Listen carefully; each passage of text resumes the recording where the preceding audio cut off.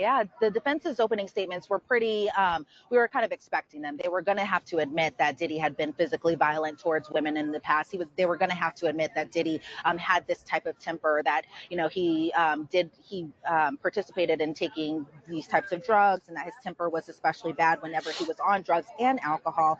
There was a point in the openings where Diddy stood up when Tenny Garagos was introducing him to the jury. For the most part, even throughout opening statements, he kind of sat there calmly.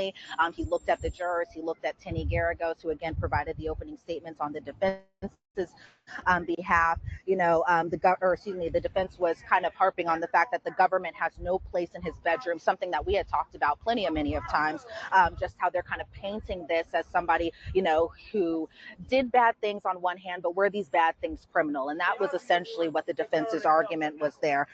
They said that the defense will see domestic violence in this trial, but while they do take it seriously, they say it's not sex trafficking. So I feel like they're trying to divide this line between, this being a domestic violence spat or domestic violence toxic relationship type of thing, as opposed to these being actual criminal acts that Diddy was allegedly committing and that type of thing.